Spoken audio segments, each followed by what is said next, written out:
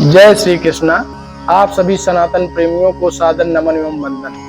आज आप सभी के समक्ष श्रीमद् भगवत गीता के प्रथम अध्याय को लेकर उपस्थित हुआ, जिसमें धृतराष्ट्र संजय से कहते हैं कि हे संजय, इस युद्ध क्षेत्र में क्या चल रहा है। आइए इसका हम सस्वर वाचन करते हैं और इसके भावार्थ को समझते हैं। ओम श्री परमात्मने नमः। श्रीमद् भगवद गीता अथ प्रथमो अध्याय। धृतराष्ट्रवाच धर्म क्षेत्रे कुरुक्षेत्रे समवेतायुयुष्सवा मामका पांडवाश्चैव किम कुरुवत संजयः। अर्थात धृतराष्ट्र संजय से कह रहे हैं, हे संजय, धर्म क्षेत्र के युद्ध क्षेत्र में कुरुक्षेत्र में हमारे और पांडव के पुत्रों के बीच क्या चल रहा है, कैसा घटित हो रहा है, कृपया हमें बताएं। संजय उवाच।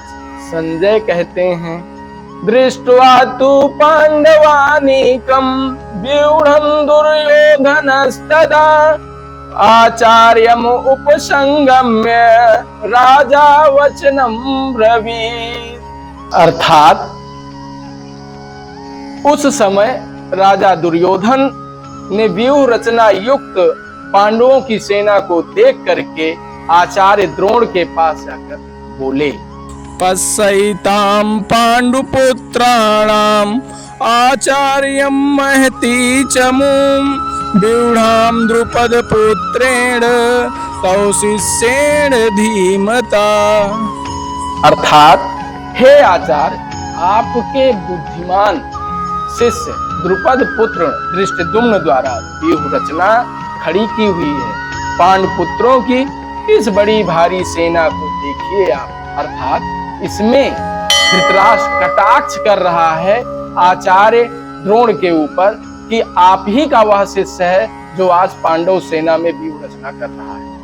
अत्र शूरा महेश्वासा भीम अर्जुन समायुधि युधानो विराटस्य द्रुपदस्य महारथा दृष्टकेतुश्चेकितान काशीराजस्य वीर्यवान् पुरजित कुन्तिभोजश्च शैव्यस्य नरपुङ्गवा युधामन्युस्य विक्रान्त उत्तम औजाश्च वीर्यवान् सौभद्रो द्रौपदयाश्च सर्व एव महारथा।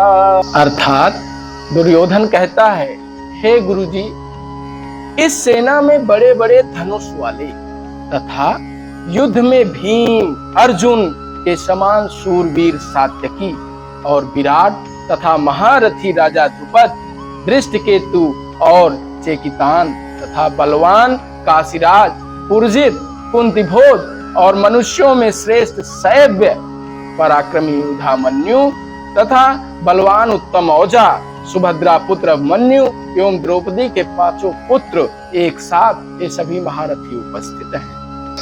अस्माकं तु विशिष्टाये तान्निबोध दुजोत्तमं नायका मम सैन्यस्य संजयार्थं तान् ब्रवीमि ते भवान् भीष्मस्य कृष्णस्य कृपश्च समितिञ्जया अश्वत्थामा विकर्णस्य सौमदत्ते तथैवच।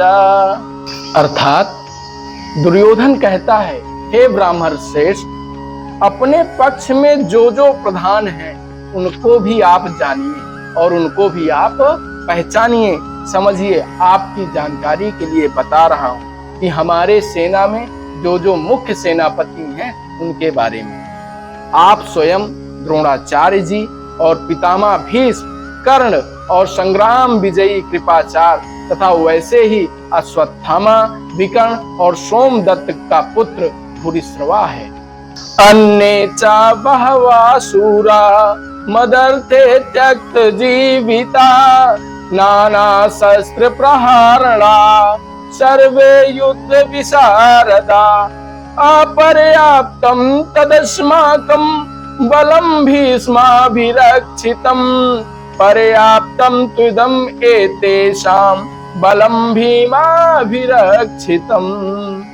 अर्थात और भी महान व्यक्तित्व वाले महापुरुष सेनापति मेरे लिए अपने जीवन की आशा को त्याग करके प्राण देने के लिए जो है इस युद्ध में उपस्थित हैं, जो शस्त्र अस्त्रों से सुसज्जित अपने बाहुबल को निपुण किए हुए हैं और उसमें वो चतुर हैं। लेकिन उसी के साथ अगर देखा जाए तो भीष्म पितामह द्वारा रक्षित हमारी सेना अजेय है, लेकिन उससे कई गुना भीम द्वारा जो रक्षित सेना है वह जीतने में सुगम लग रही है। अयनेषु च सर्वेषु यथा भागम अवस्थिता भीष्ममेव अभिरक्षन्तु भवन्ता सर्व एव हि। अर्थात दुर्योधन सशंकित हो गया है और वह अपने सभी सेनापतियों से आग्रह कर रहा है, आदेश दे रहा है कि आप सभी भीष्म पितामह जी की जो है ओर से चारों तरफ से रक्षा कीजिए और वहां पे ही जाकर सब लोग उनकी देख रेख में युद्ध करिए। तस्य संजय नयन हर्षम कुरुवृद्धा पितामह सिंहनादम विनदोच्चै शंखम दधमौ प्रतापवान। अर्थात कौरवों में वृद्ध बड़े प्रतापी पितामह भीष्म जी हैं। उस दुर्योधन के हृदय में हर्ष उत्पन्न करने के लिए, उसे प्रसन्न करने के लिए उन्होंने उच्च स्वर में सिंह की दहाड़ के समान शंख बजाकर जो है उनको प्रसन्न करने का प्रयास है। श्रीमद् भगवद गीता के प्रथम अध्याय में अब भीष्म जी के द्वारा जब शंखनाद किया गया, उसके बाद उनके पक्ष में और उनके विपक्ष में जितने भी सेनापति थे सभी ने शंखनाद करना प्रारंभ कर दिया। शंखाश्च भैर्यश्च पड़वानक गोमुखा सहसैयुः अभ्यन्यन्त सा शब्दस्तु मूलो भवत। अर्थात भीष्म पितामह जी के शंखनाद के पश्चात नगारे तथा ढोल, मृदंग और नरसिंघे आदि बाजे एक साथ जोर जोर से बज उठे और उनका शब्द बड़ा ही भयंकर प्रतीत पड़ता था। उस पूरे युद्ध क्षेत्र में उनकी जो ध्वनि थी वो पूर्ण रूपेण गुंजायमान। तथा श्वेतैर हरैर युक्ते महति चंदने स्थितौ माधवा पांडवश्चैव दिव्यौ शंखौ प्रदधन्तुः पांचजन्यं हृषिकेशो देवदत्तं धनंजया पौंड्रं दधमौ महाशंखं भीमकर्मा विकोदरा अनंत विजयं राजा कुंती पुत्रो युधिष्ठिरा नकुला सहदेवश्च सुघोषमणिपुष्पकौ। अर्थात इसके अनंतर में सफेद घोड़ों से युक्त उत्तम रथ में आरूढ़ भगवान श्री कृष्ण और उनके साथ अर्जुन अलौकिक शंख बजाए। श्री कृष्ण महाराज ने पांचजन्य नामक शंख बजाया और अर्जुन ने देवदत्त नामक शंख बजाया और भयानक कर्म करने वाले भीमसेन ने पौंड्रक नामक शंख बजाए। उसके बाद कुंती पुत्र राजा युधिष्ठिर ने अनंत विजयक नामक और नकुल तथा सहदेव ने सुघोष और मणिपुष्पक नामक शंख बजाया।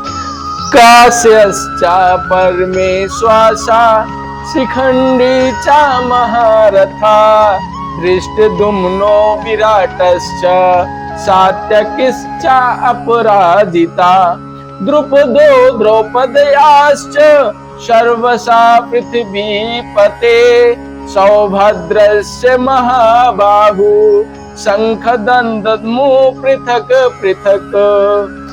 अर्थात इसी क्रम में श्रेष्ठ धनुष वाले काशी राज और महारथी शिखंडी एवं धृष्टद्युम्न तथा राजा विराट और अजय सात्यकी, राजा द्रुपद एवं द्रौपदी के 5 पुत्र और बड़ी भुजा वाले सुभद्रा के पुत्र अभिमन्यु, इन सभी ने अपने अपने मुख से अलग अलग शंख बजाकर शंखनाद किया।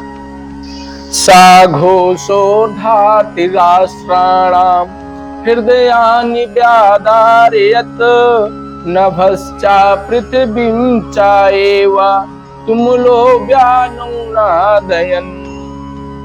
और उस भयानक शब्द ने आकाश और पृथ्वी को भी गुंजाते हुए भारत राष्ट्र अर्थात आपके पक्ष को जो है उनके सारे व्यक्तित्वों के हृदय को विदीर्ण कर दिया। अथ व्यवस्थितान् दृष्ट्वा धार्तराष्ट्रान् कपिध्वजा प्रवृत्ते शस्त्र संपाते धनुरुद्यमया पांडवा ऋषिकेशं तदा वाक्यम् इदमाह महीपते। अर्थात संजय धृतराष्ट्र से कहते हैं कि हे राजन, इसके बाद कपिध्वज अर्जुन ने मोर्चा बांधकर डटे हुए धृतराष्ट्र संबंधियों को देखकर उस शस्त्र चलने की तैयारी के समय धनुष उठाकर ऋषिकेश अर्थात भगवान श्री कृष्ण से यह वचन कहा।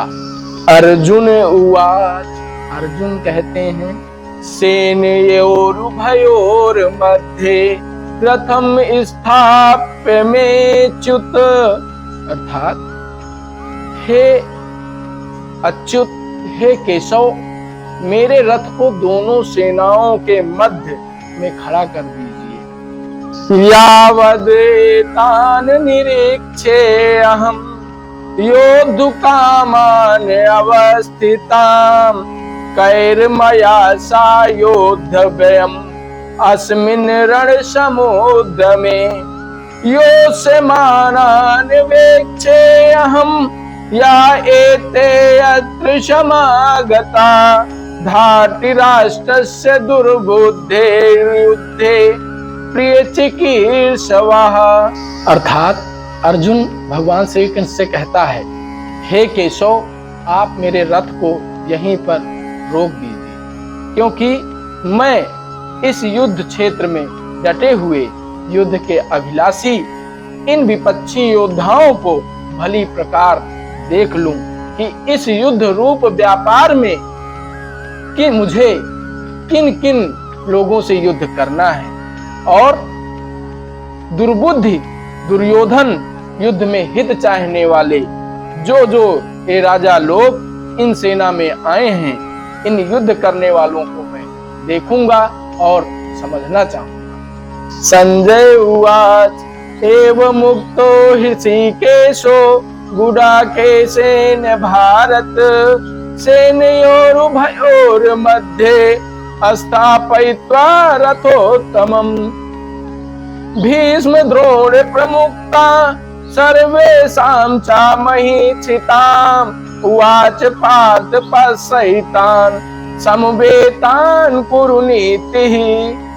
संजय बोल रहे हैं, हे धृतराष्ट्र, अर्जुन द्वारा इस प्रकार कहे जाने पर महाराज भगवान श्री कृष्ण ने दोनों सेनाओं के बीच में भीष्म और द्रोणाचार्य के सामने तथा संपूर्ण राजाओं के सामने उत्तम रथ को खड़ा करके इस प्रकार कहा कि हे पार्थ, युद्ध के लिए जुटे हुए इन कौरवों को देख, यही आपसे जो है युद्ध करने के लिए तत्पर है। तत्र अपश्यते स्थितान् पार्था पितृनत पितामहान् आचार्यान् मातुलान् भ्रात्रान् पुत्रान् पौत्रान् सखीं स्थिता स्वासुरान् सुहृदयश्चैव सेनयोरुभयोरपि।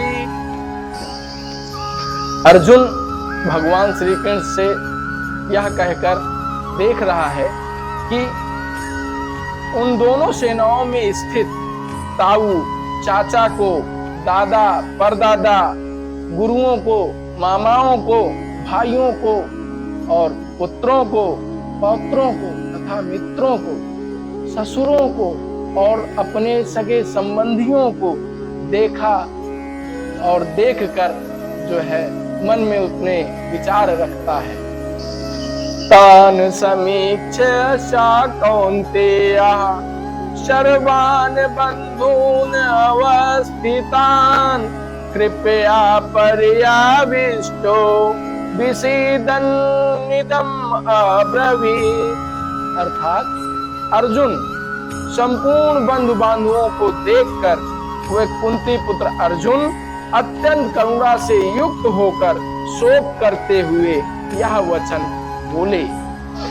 अर्जुन उवाच दृष्टे ममं स्वजनं कृष्ण युयुत्सं समुपस्थितं सीदन्ति मम गात्राणि मुखं च परिशुष्यति वेपतुश्च शरीरे मे रोमहर्षश्च जायते।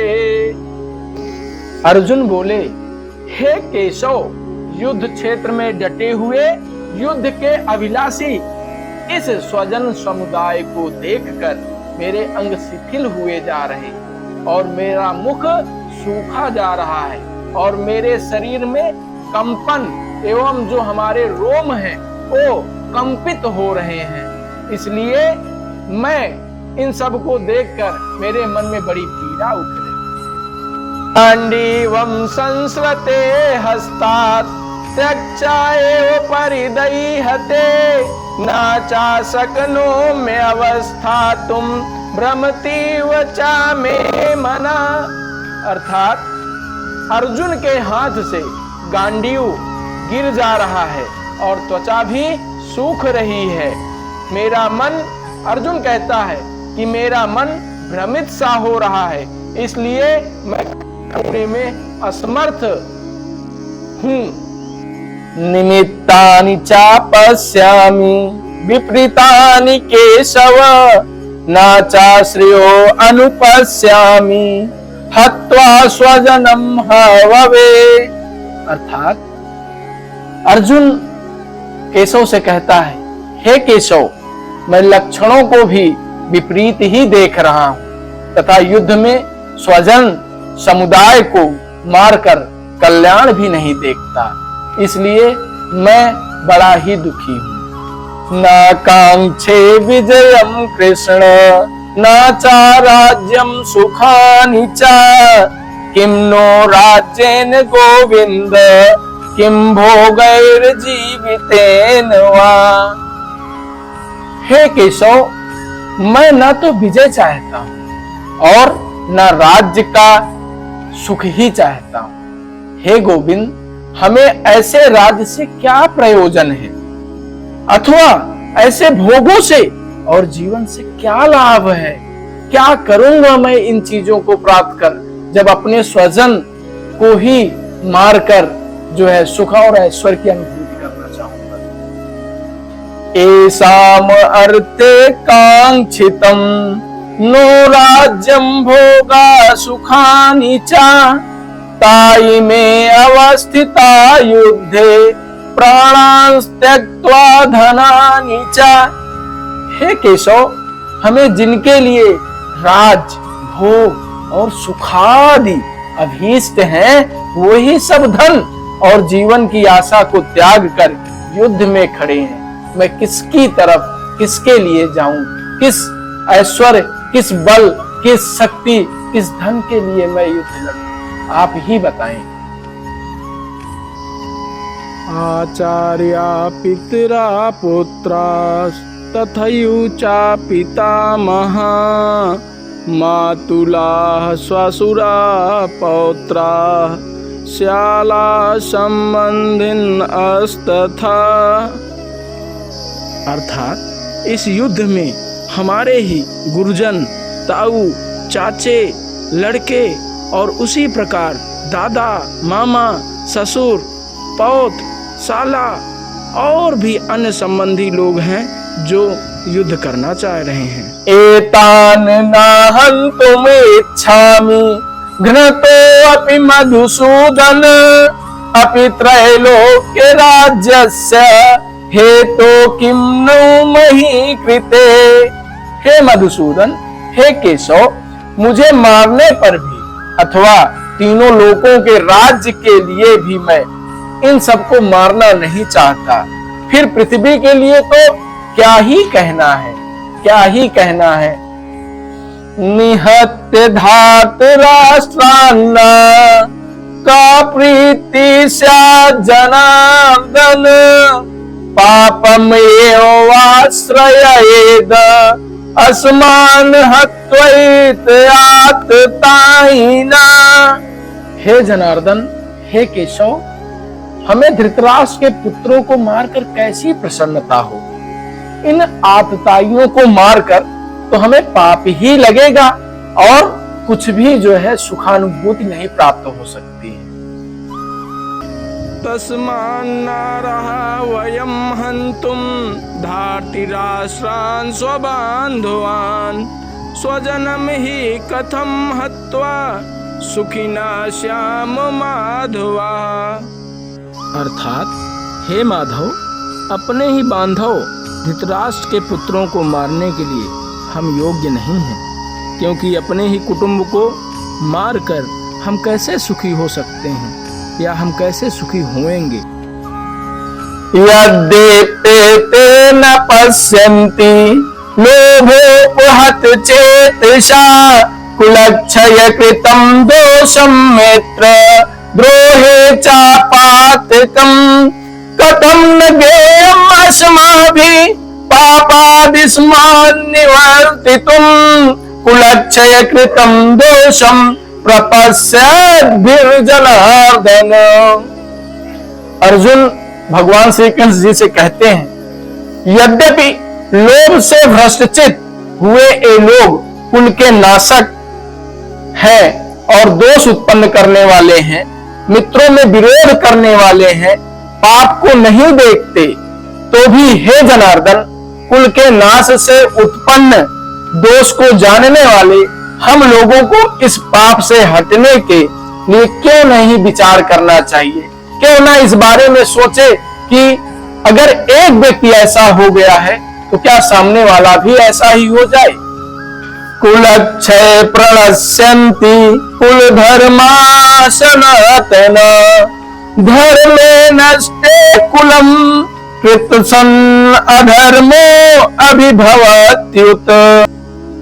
अर्जुन कहता है, हे केशव, कुल के नाश से सनातन कुल धर्म नष्ट हो जाता है और धर्म के नाश हो जाने पर संपूर्ण कुल में पाप भी बहुत फैल जाता है।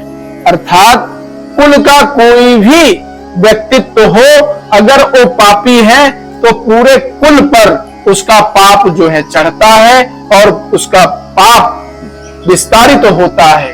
इसलिए सबको हम प्रयास करते हैं कि अगर इन चीजों से सब कुछ व्यवस्थित हो सके तो इन्हें हम दंड क्यों दें। अधर्माभिभवात् कृष्ण प्रदुष्यन्ति कुल स्त्रिया स्त्रीषु दृष्टासु वार्ष्णेया जायते वर्ण संकरः। हे कृष्ण, पाप के अधिक बढ़ जाने से कुल की स्त्रियां अत्यंत दूषित हो जाती हैं और हे वार्ष्णेय, स्त्रियों के दूषित हो जाने पर वर्ण संकर उत्पन्न होता है। अर्थात ऐसा व्यक्तित्व या ऐसा व्यक्ति जन्म लेता है जो कुल को नष्ट करने के लिए ही उत्पन्न होता है। संकरो नरकायैव कुलघ्नानां कुलस्य च पतन्ति पितरो होइषाम लुप्त पिंडोदक क्रिया। अर्थात वर्ण संकर कुल घातियों को और कुल को नरक में ले जाने के लिए ही होता है। लुप्त हुई पिंड और जल की क्रिया वाले अर्थात श्राद्ध और तर्पण से वंचित इनके पितर लोग भी अधिक गति को अधिगति को प्राप्त होते हैं, अर्थात वो नरक को जो है जाते हैं।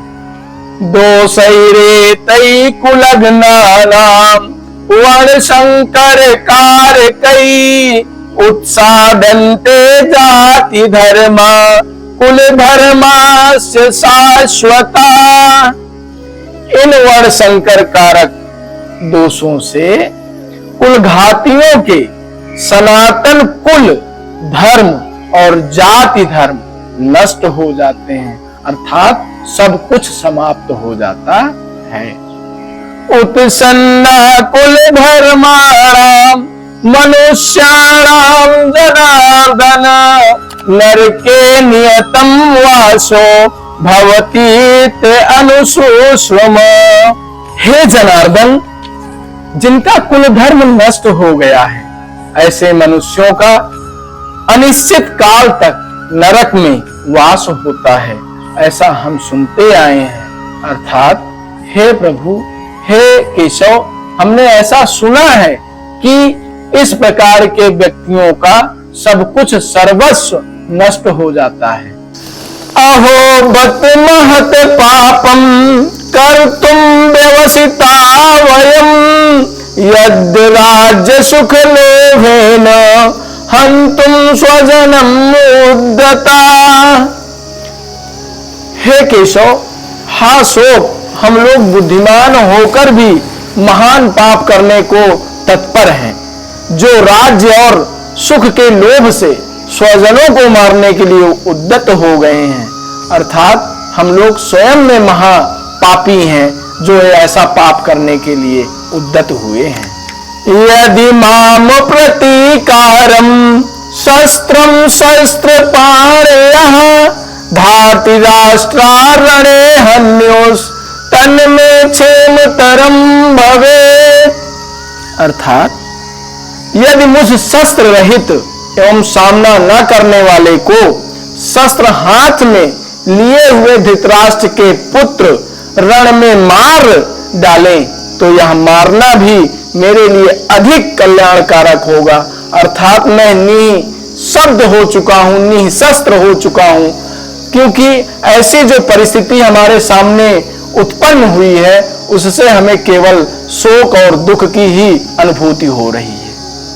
संजय उवाच एवं उक्त्वा अर्जुन संख्ये रथोपस्तुपाभिषत्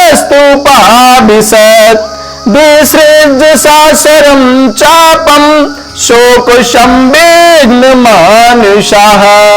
संजय बोल रहे हैं, हे राजन, रणभूमि में शोक से उद्विग्न होकर, शोक से विह्वल होकर के मन वाले अर्जुन इस प्रकार कहकर बाण सहित धनुष को त्याग कर रथ के पिछले भाग में बैठ गए। अर्थात अपने आप को निसहाय समझ करके, मन को दुखी करके वो रथ पर पीछे जाकर अपने आप को स्थापित कर लिया। जय श्री कृष्ण, जय श्री राधे। ओम तत्सिद्धि श्रीमद् भगवत गीता सुपनिषस्तु ब्रह्म विद्यायां योग शास्त्रे श्री कृष्ण अर्जुन संवादे अर्जुन विषाद योगो नाम प्रथमो अध्यायः।